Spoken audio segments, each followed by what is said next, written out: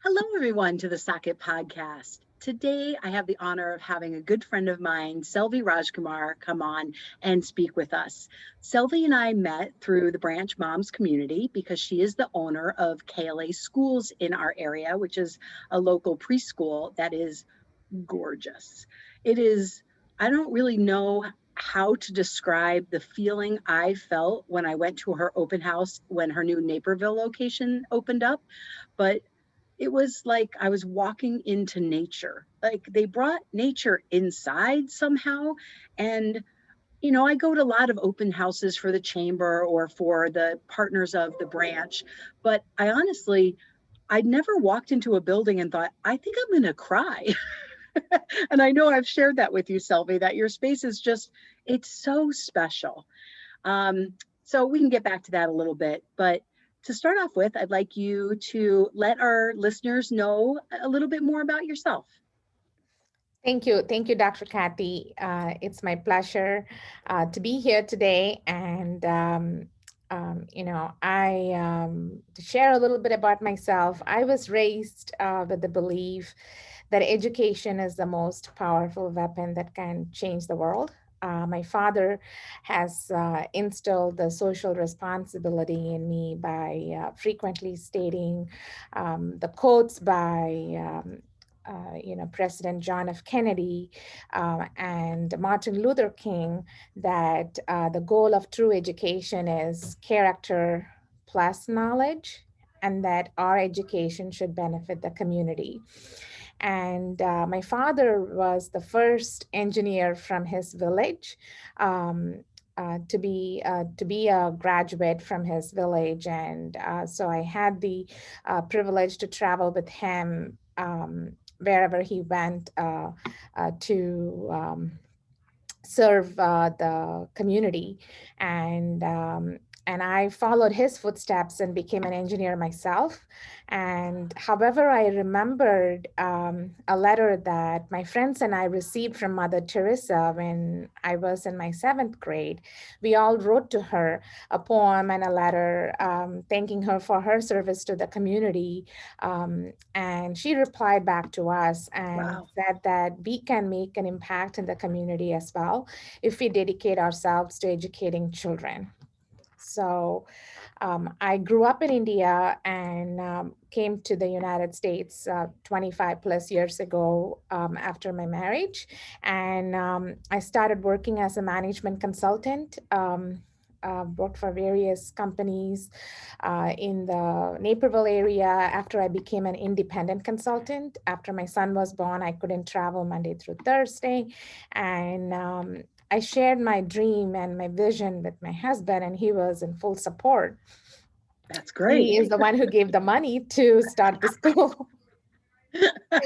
So, we looked at various philosophies, and the Reggio Emilia philosophy aligned with our beliefs, and the social emotional intelligence, educating, nurturing those values in children, believing that they are capable and competent, and have those innumerable qualities within themselves aligned with our beliefs. And we came across the Harvard research that 90% of the brain development happens in the first 5 years. So we Yep. thought it's a meaningful uh, field, an industry to invest in, not just our money, but our future. So it's so fulfilling to see the children graduate and go to the elementary school with confidence. Yeah. So, yeah. Yeah. Well, and I think when you have a passion inside of you and you have a dream inside of you, as you know, I've always tried to do my best to follow that path, to listen to my gut, to listen to my dreams. Some dreams have been wildly successful, and some have, not been as successful in one way. But it's funny, even when our dreams take a different turn, I feel as if you can learn things from it. And then, I had a business cafe and play, which I've talked about a few times on the Socket podcast, but it ended up closing after 3 years. But it also brought a number of people to Naples Moms Network, which is what the branch was called. And I don't think I would be where I'm at today running such a large community of local moms had Cafe and Play not connected, 7,500 families that came to us. And Mhm. even though that one version of my dream wasn't able to move forward, I always joke that I feel like I got like a double major in entrepreneurship from doing Mhm. that and then having it not work out. And even though part of that was sad, part of it was like, okay, well, all right, what else is out there? Where am I going to go to in the next phase? And so there's always something to learn. But I'm a big fan, and I believe you are too, of not letting those dreams fester inside of us. Like, how can we make our dreams a reality? Mhm. So, if you look back, your first school was at the Plainfield location. Yes. Okay. Were you nervous? I was a little bit, but we were very fortunate to find the right school principal. Okay. And she brought the wealth of early childhood experience and the operational knowledge.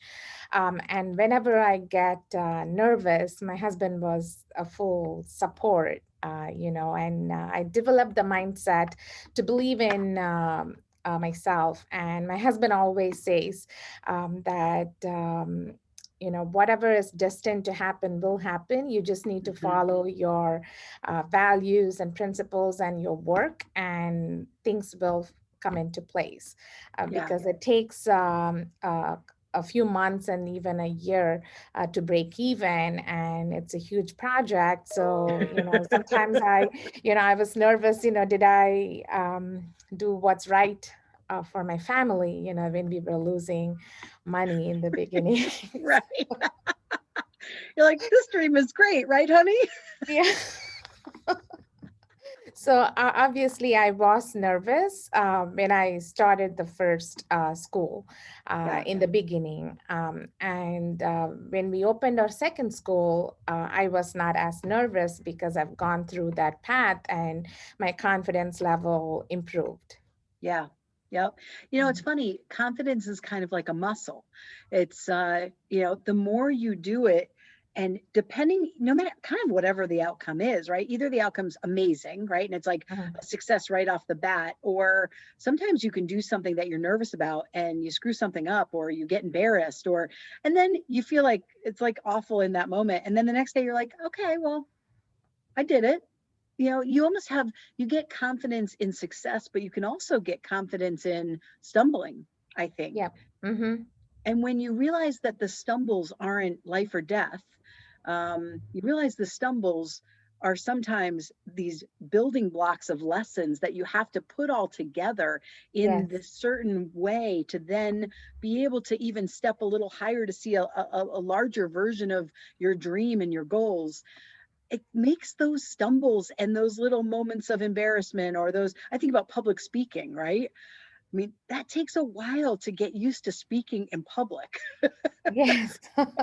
Is that something that you enjoy, speaking in I public? I um I started off my career in the U.S. With Ernst and Young, and while I was doing my MBA, and that's when I started my public presentations and things like that. And Yeah. having brought up in a different country and being here, I studied in English medium. English was my second language, and um, however, it was hard for me in the beginning to understand the idioms.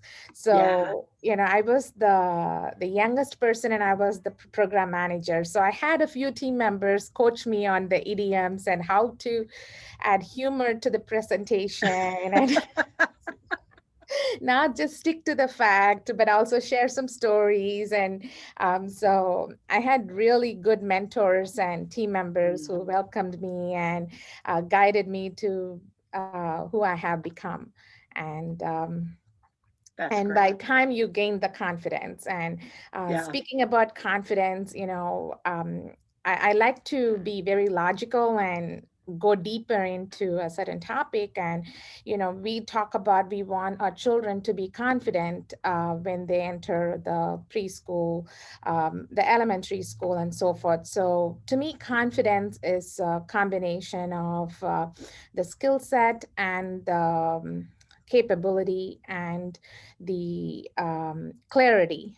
Mm, So even if we talk about teachers' confidence, I always ask my team leadership team, is it a competency issue or their ability or the clarity? Clarity is something that we need to provide, mhm. and if we all know what our expectations are, and competency is something that we can give training and build upon their already existing skill set. Clarity is something only we can provide. So I like to break it down like that. And Yeah, so because I believe everybody is naturally competent. It's just that the area, are they the expert in that, or slowly they can become the expert by practicing. The yeah. best thing that I have learned is, no matter how much big of a dream we have, taking action is the biggest thing. That's the truth, right? Because how many Mhm. people end up living their whole lives and passing, and they've never really looked into those dreams, or they've felt them and then said, oh, that's too scary, or they've even made plans for it over and over and over again. But it's that taking action, and with those actions for your dreams, you're taking risk in some way, right? Mhm. Many times there's a financial risk, many times there's a kind of a like, who do I think I am to be able to do this, right? Like a little Mhm. confidence risk, a little what are people going to think if this doesn't work type of risk. Mhm. And then there's just that risk of putting yourself out there. I know when I launched Socket, I didn't sleep well the night before. And the website was being done. I worked on it for about 9 months before I launched it. And I taped, I think maybe 12 interviews prior, like 12 podcasts before I launched. And I had a couple of women that are in my life that own awesome businesses that have helped me out, from Click Creative and Go Girl Communications. And then it was like, okay, like I'm getting ready to launch. And it was right around my birthday. And I was like, think about launching my birthday. I'm like, that's happy birthday to me. And it was nerve wracking because it's like, you're putting your dream and your goals out there for the first time. And then, you kind of put it out and you're like, okay, let's see what happens. Yeah, my husband always says that, if we think taking action is a risk, not taking action is also equally risk. Yeah, it is. It's a You risk in a know, different way. It's it's a risk in a different way. So which risk is the bigger risk? yeah, We have to um, understand. And I share with my team that the best way to figure out is to be joyful is in alignment with who we are, our life's vision, personally, professionally, and do what brings us joy. yep. And if we do that, there's no inner conflict, and we'll be grateful for what we have and what we do, and surround ourselves with the people and the environment that we are helping them and they are helping us. It's mutually elevating each other from one level to the next level. So Well, I couldn't agree with that more. I mean, I think about, you talk about alignment. I'm a chiropractor, so of course I want things to be in alignment. But if I feel when I can wake up every day and know that I've been kind, I've been thoughtful, I've been um, proactive, and then on the flip side, that I have spoken my truth kindly. I have had tough conversations. I mean, there's a lot of tough conversations when you own a business, and even in partner. I mean, even if you don't own a business, maybe you're an employee at a business, or even in just your personal life. It's hard to have those tough conversations. And I know for myself as a business owner, if we're talking about, boss employee relationships, I used to just sweep stuff under the rug a little too much because it was like, ooh, that's too scary. That's too, feel bringing up conflict. Um, and talk about that muscle, that confidence muscle. I think having those tough conversations is like a muscle too. Mm-hmm. And now I look at it and I approach it as it's the kindest thing for me to do to bring this up, Mm-hmm. even if it's hard, even if it's hard to hear. And Mm-hmm. I've learned to come up with a way of, most of the time when something's happening with someone, whether it's your employee or it's someone in your life, something's going on behind the scenes. Mm-hmm. If all of a sudden they're struggling with something or you're seeing some traits come out that you're like, that doesn't feel like you, I kind of approach it as, I just want to check in with you. Like, this, and this happened. And that just felt a little out of alignment with who I know you to be. So the first thing I want to make sure is, are you doing okay? And Mm-hmm. man, oh man, 7 times out of 10, there's a boom, this is happening at home, or boom, this is, I'm struggling Right. with this. So I guess I try to approach it from that kind of human side of how can we Yes. how can we resolve this? But it's certainly, they're not, those types of conversations are not comfortable. Yeah, it's Yeah. it's difficult. We are putting together, as we speak, conflict standards in our Oh, school. um, you know um, it's a good thing to have conflicts. That's the way I see it, hmm, because I grew up with my brother. We've had conflicts, and any two, my husband and I have had conflicts. When there are two people, there will be two different opinion about something, and yep, it has to be um, perceived in a positive way, because it's only going to make us better having yeah, different opinions. If all of us think the same way, there may not be proper growth. yeah, So I believe in treating others the way we want to be treated, and when we approach a conflict, as long as we are communicating and sharing the way we want to be heard, and 99% of the time we'll be good. you yeah, know yep, and and in our school, we also, I've asked my leadership team members, my school principals, and I myself, we have allotted some time for our team to schedule one-on-ones with us, and it's nothing about work. yeah, yep, It's yep, personally, the most important thing is, I want all, not just my school families, but also my school teachers and leadership team members to feel that we care about them. That's the bottom most thing, I believe. If you and I believe that we mutually care about each other, and want, are a good well-wisher, we trust each other naturally. yeah, So the yeah, the most important thing is we need to be, caring about each other, and want each one of us to be successful yeah. and help. Yeah. Yeah, it's funny that you mentioned that because just this year, I've always met with my team here and there, but just this year, I hired a coach to come and help. Just, kind of like things are going really well, but we're growing. And like we're in the middle of a build out. We're building 2 new treatment offices in our space, as you know. And um, we took on another chiropractor's patients who she not didn't retire, but she moved out to Seattle. So we've taken Mhm, on a number of her patients. mhm, We have new team members, we have new services, and there's still, we're not out completely of a pandemic yet. And there's been so much going on that we're redoing our website. Like you add like all these layers of change. So I was like, I think this is a good time to bring someone on, meet with all my team members and see, are there any cracks? Is there any communication, right? So I appreciate being proactive to make sure that we're catching things, that might not be caught if you're not paying attention. And right. part of what I'm doing, what is making sure that every 3 or 4 months I'm having a lunch with my staff members. And same thing that you said, just kind of a one-on-one. And sometimes we talk a little bit about business. I have a couple questions for them of, hey, how is this, this process working? Or, how are you, how's everything going? But a lot of it is just, where are you at? How are things going in your life? And I think Right, people really appreciate that. Again, if it's a business setting or not, but right, really appreciate knowing that people care about them, right, and who right, they are and what they're going through, you know. right, right.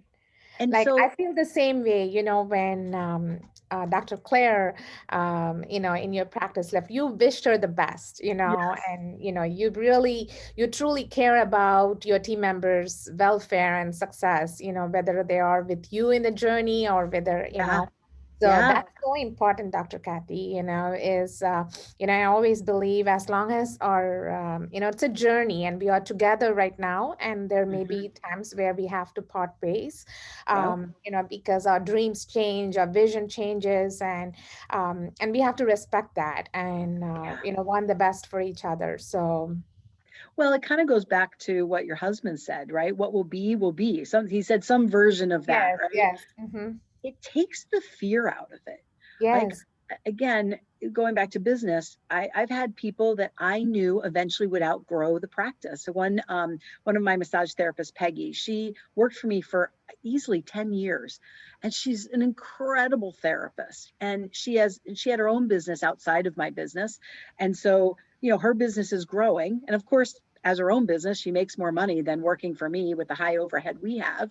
And eventually I went to her, and instead of feeling fearful that Peggy was going to leave, even though I did feel a little fear because people loved her so much. And I knew we would lose some patients. I knew it. Like, I'm not going to prevent you from going with Peggy. You've been seeing her for 10 years. If you want to go with Peggy, you go with Peggy. But I went to her about 6 months before she left, and I said, I just want you to know that I know that at some point you're getting close to leaving, and that it's okay. Like, I'm not going to love when you leave, but it's what you're supposed to do. You're so incredible. You can have your own business, and that's so rare. So rare. I'm so proud of you. And I've watched you from, she went to massage therapy school out because she left our office one time after getting adjusted and getting a massage and saying, I want to do something that makes people feel the way I feel when I leave your office. So I watched her from that moment, and then she went and got her license, and then she had to work somewhere else because I didn't have a job for her. And then as soon as I had a teeny tiny little opening, I called her, and she came and started working part-time, and then she came full-time. And then, she took off, and it was my main feeling was so proud of her, even though it financially affected me. It was like, oh crap, what are we going to do now? Who are we going to, have to fill these shoes? Even though we have other wonderful massage therapists, all of them have their very special techniques and connections with patients that, you just can't replicate instantly. right, right. If what's going to happen is going to happen, and the Yeah. sooner we accept it, it's there is less conflict. Yep. Yep. It is. And not having to feel like you have to trap someone, right? Yes. Mm-hmm. And with Claire leaving, it was kind of the same thing. Like, you just had a baby, you live 50 minutes from here, you were going to have to drive 3 hours a day. Like, now she just they bought their dream house. They live a few minutes from her parents, and she lives 3 minutes from the practice that she works at. Right. I mean, I still miss her, but that's amazing. That's For exactly her, where you're yeah. supposed to be. So, so I really like that concept of kind of letting people grow and change, and it not having to do personally with them staying with you or not is not necessarily a dig on you. It's kind of, Mhm. we're kind of all doing this little dance of life. Yeah. So, what would you say? We're talking about kind of adult interactions. What would you say the three lessons that are not your ABCs and language, not curriculum for the kids that come to KLA schools? What are the three things you think they leave with that your school does really, really well, to set them up in life for emotional intelligence? Because I did a podcast on emotional, I think it's so important. And unless your parents are really emotionally intelligent and understand how to kind of help you understand emotional intelligence, I see a lot of people growing up without some of the tools in their toolbox to help them Mhm. process. So So what would things that fall in that category for you be that you know that you help your students and your families Mhm. learn?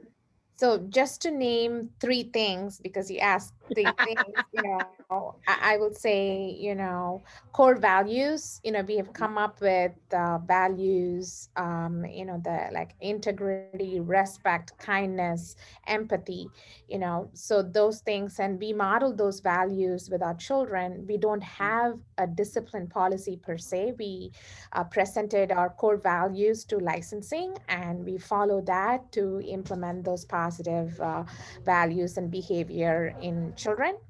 Yep. Second thing is we practice mindfulness. So mindfulness practice, helps us understand. I mean, we do it from toddler onwards, 15 months onwards, and they do belly breathing. They Mm, focus on. They do. We that's have awesome. lots and variety of exercises to do with mindfulness practice with children. That helps us understand our feelings, and when we understand our feelings and emotions, we are able to understand others' feelings and emotions. And that's the foundation for being empathetic. Yeah. And the third one is our gratitude practice. So we practice gratitude not only as adults in our school, we also practice gratitude with children. Okay. So some of the classrooms I have heard, they have gratitude jars. So children put rocks when they feel something that they are thankful for, and the teacher talks about it. So it's I believe by practicing gratitude, not only gives you a good feeling, it Mm-hmm. helps with better immunity, better physical health, better Yep. mindset.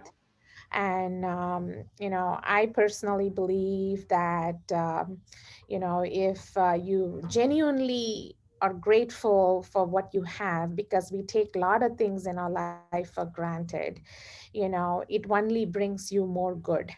Yeah. You have to look at the positive, so it gives you more positive things. So those are the three things I think, that helps with the emotional intelligence, and in addition to so many other things that we do. But those are the three things that I personally have implemented in our schools, and believe are the biggest differentiators. I try to implement that in my personal home as well, with my nieces and my son.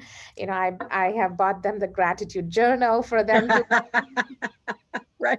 Right. So It sounds to me like you're teaching socket at KLA schools, right? Like I look at what my teachings, technically I don't know what to call them, but my random ramblings and life lessons. Those are so many of the things that I talk about on a regular basis. So maybe I'm teaching KLA in socket instead. You were there first, so I'll give you credit where credit is due. But it's amazing to me that when you can learn emotional intelligence and all of those things that you said, practicing gratitude, practicing mindfulness, being kind, putting out positive energy and vibes. And when you put all that out there, you get more positive back. And then you yes, feel filled up again. And then you put more, it's like this big snowball effect, right? You can right. either get the positive snowball going or you can get the negative snowball going. Same snowball, Yes. just Mhm. depends on what you put in it to start with. Yeah. There's Um, always a ripple effect. yeah, Yeah. yeah. There's a ripple effect for everything, and Everything. I always say it's hard for us all to know the ripple effects of one negative thing or one positive thing. Right. That also translates into politics, which is like a whole nother thing we don't need to get into right now. But when someone feels we have to do this, there are still ripple effects that are positive and negative in each situation. And Hmm. it's so hard not to evaluate everything when you understand all of the ripple effects that happen. Right.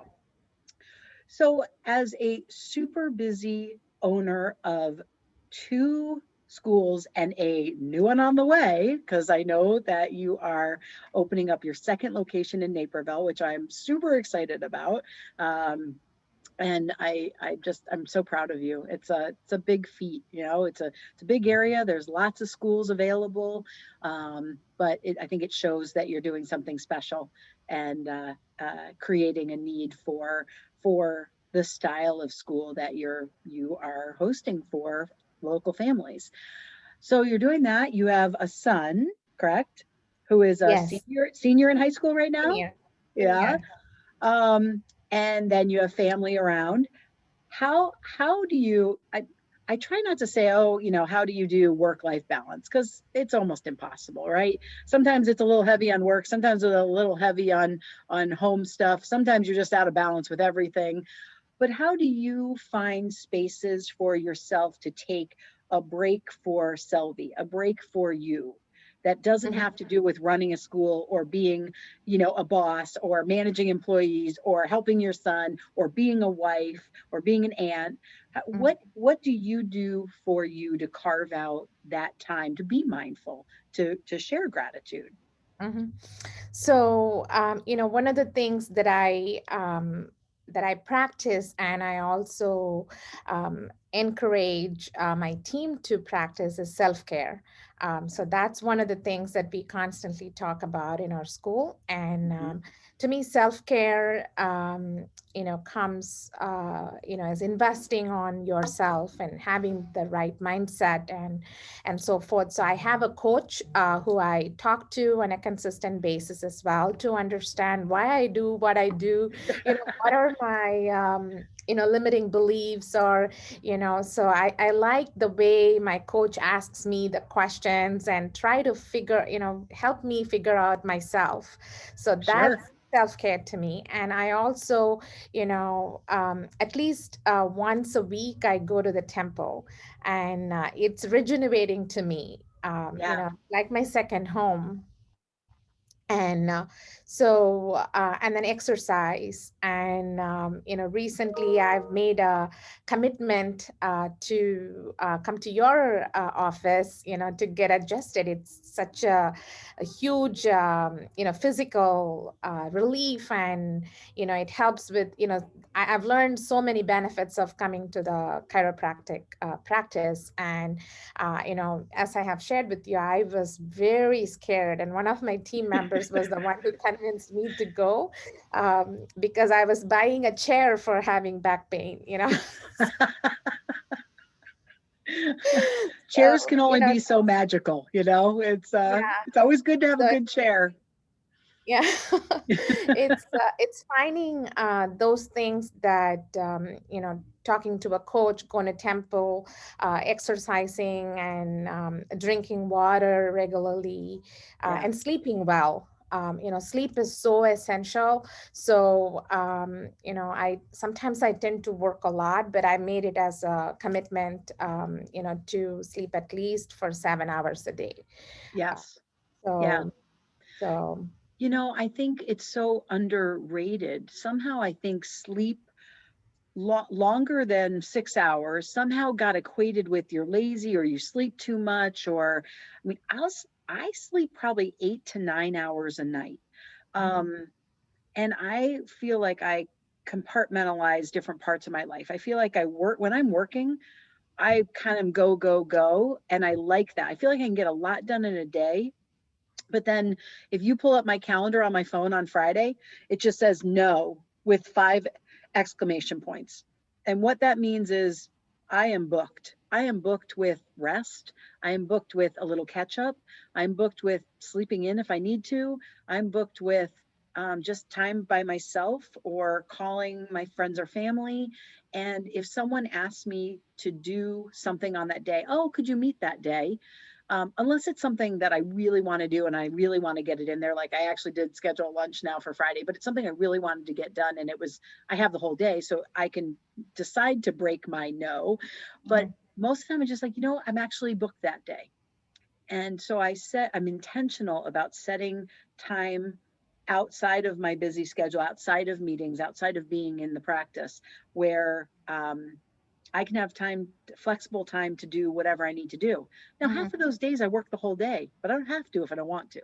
So I like my no days. Yeah, setting up those healthy boundaries, Yeah, so important. And sometimes saying no is not a bad thing. no, no. And sometimes my friend Patty Minglin, um, when we first had a conversation on the Moms Network TV show that we did, I think we had it kind of saying no and setting boundaries was the topic. And she said something that stuck with me, and I've kind of repeated it to a couple of people. When you say no, you open up the possibility for someone else to say yes. And Mhm. I look at that in the way that presented to me immediately was when you kind of offer to volunteer for something, or you're on a committee, or you're, helping to be in charge of something. Once you kind of throw your hand up in the air, like, yeah, I'm a helper, like, I'll do that and I'll get it done and you can trust me and I'll show up and I won't let you down. Then when people start to think about, oh, I wonder who wants to be the chairman of the committee for this, then they start thinking of your name often. And many times, many places are thinking of your name. And at some point, you just kind of get overwhelmed and out of balance with how much you're doing. I know I found that for myself within my kind of volunteer and board and chair positions. For a couple of years, I was a little out of balance. And then I had to kind of reel it back in and start saying no. And then what happens is someone else is going to step up. And maybe that person wouldn't have had the opportunity had I said yes. Right. I think it's a good A way to look nice at way it. to, it's a different way to look at the Yeah, situation. Yeah. Hmm. yeah, for sure. So in all of this process of you building businesses, having a family, working on your own self-care, what what are a couple of things you're the most proud of? There are two things that I feel that I'm very proud of. One is the foundation that my son started, in my grandfather's and my husband's grandfather's name. And we are offering parent educational webinars on social emotional support to children, to the low income communities Mhm. in the Chicago area and some other communities that my son wanted for free. Yeah, So that I'm very proud of. And the second thing is when the pandemic hit, I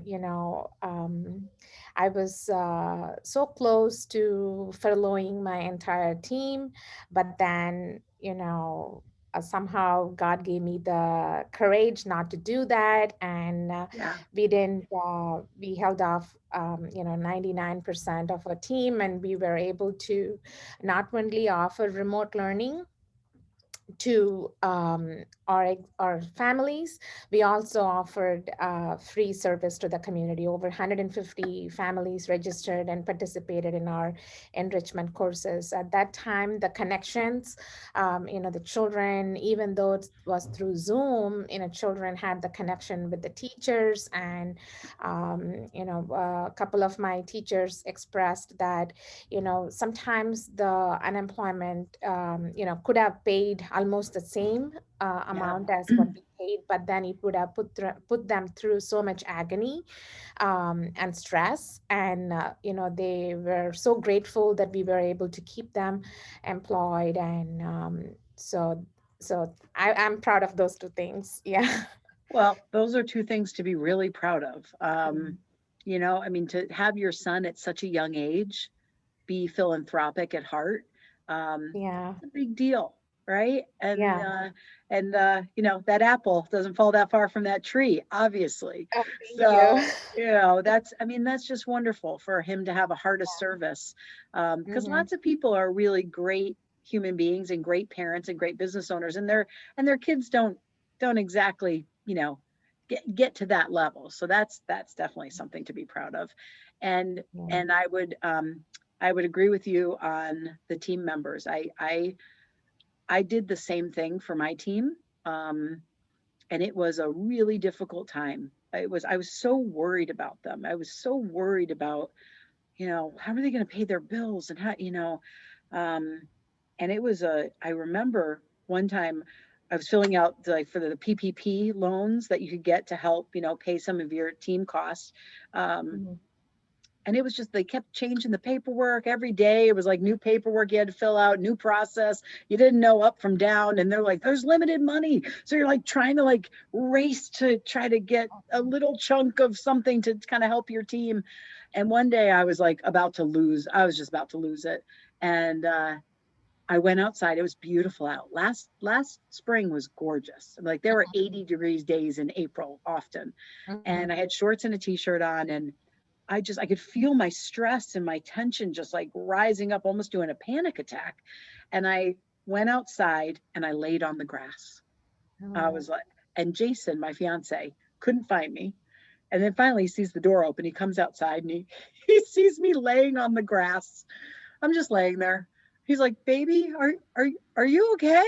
I'm like, I am 95% sure I will eventually be okay. But right now, I need to ground myself.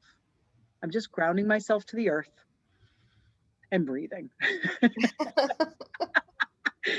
Looking back, I wish I could have gone back and said, it's all going to be okay. It's all going to Yeah. be okay.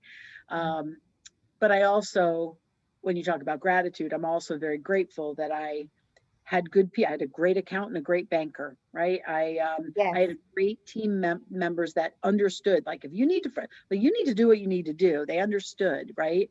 And Yes. Yes. I also know that there are many business owners that weren't able to do that. And there's Right. no shame in that, right? Everyone's at Right. different financial places or Mhm. ability to be able to keep a team on.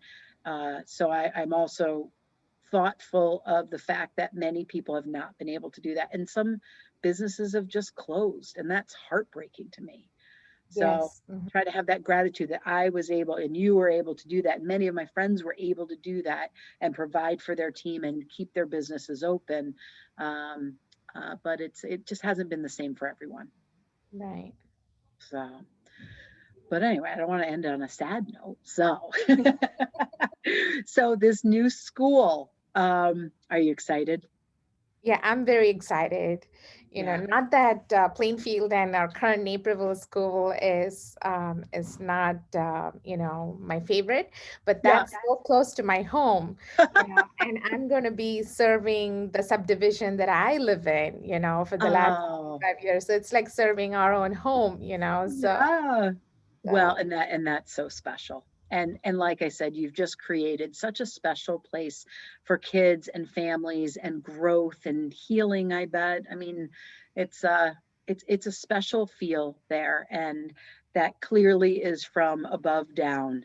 And it's so fulfilling, and one thing is to have the vision, Dr. Kathy, but it's my team that makes it come true, yeah, and they last year I said, we need to be grateful for our families for helping us with the payroll. They paid, even though whatever they could at that time to support our teachers until we got the PPP loan. And yeah. so, as part of our Parent Appreciation Week, we went and delivered flower arrangement to all our families. I initially wanted to give a book to our parents. The book could not be delivered on time due to the Mm, pandemic.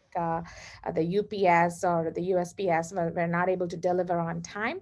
So we decided to change it to flower delivery with the card and things like that. And all I said was that my team made it happen. yeah, yeah. So, and it brought so much joy to so many of our families themselves.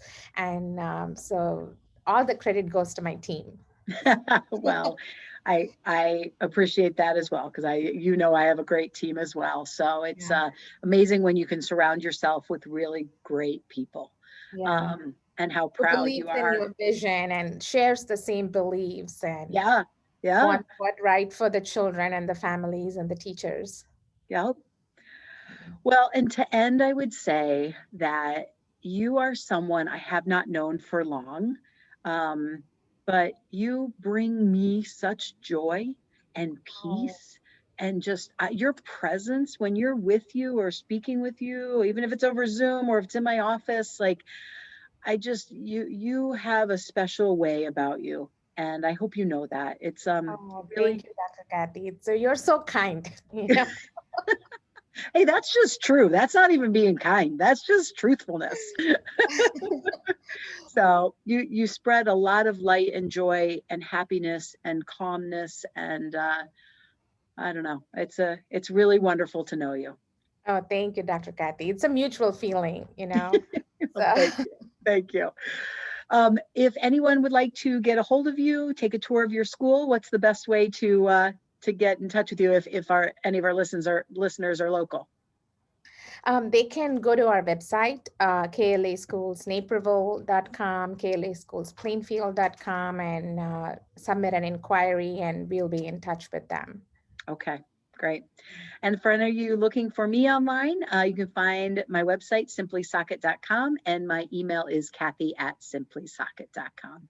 Hope you all have a wonderful day, and thanks, Selvei, for joining us today. Thank you, Dr. Kathy.